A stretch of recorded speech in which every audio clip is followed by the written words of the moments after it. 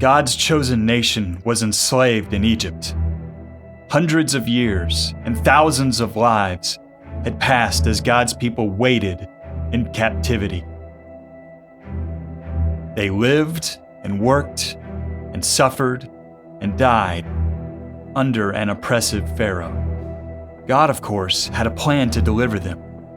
He had a plan to save. So in the book of Exodus, chapter 2, a mother placed her child in a basket. And then in chapter 3, God placed his fire in a bush. And God burned his purpose into the heart of Moses, his messenger. God said, "Let my people go." Exodus 5:1. This is what the Lord, the God of Israel, says, "Let my people go." Pharaoh heard these words from the mouth of Moses, but these were the words of the Lord. This was the mission of God because they were the people of God. And so what Pharaoh heard from Moses was the command of God himself.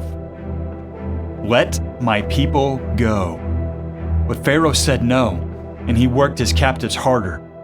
Who is the Lord that I should obey him, he said. He demanded that the Israelites make their bricks without straw and be beaten when they failed in their task. They did fail, and they were abused. Then Moses questioned, and the people cried, but the Lord said in Exodus 6:1, "Now you will see what I will do." The Lord of heaven was coming to the rescue.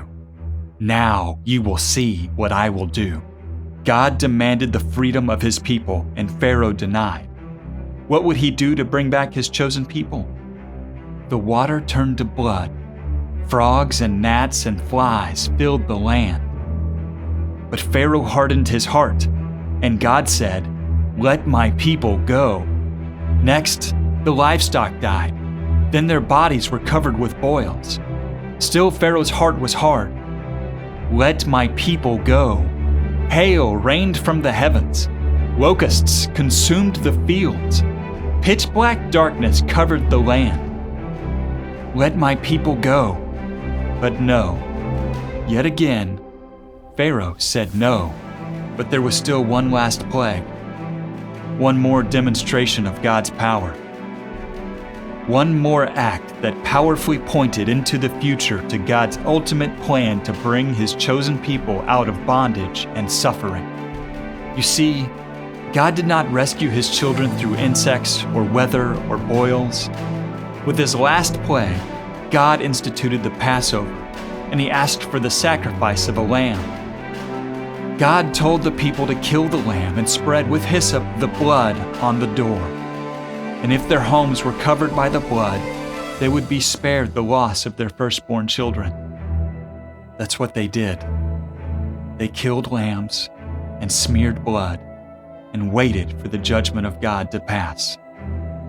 So God delivered his people and preserved their lives with a spotless sacrifice and a display of his power over life and death. Exodus 12:13 says, "The blood on the houses where you are staying will be a distinguishing mark for you. When I see the blood, I will pass over you." Pharaoh and his people did not have the blood. They did not have the distinguishing mark, and they were not passed over when judgment passed through. God said, "Let my people go." And God brought death to his enemies. But in doing so, he made a way for his people to be saved. He declared that if the lamb was slain and the blood applied, there would be gain instead of loss, freedom instead of mourning, life instead of death. God put his power where his words were.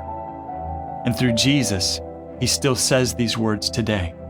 Let my people go.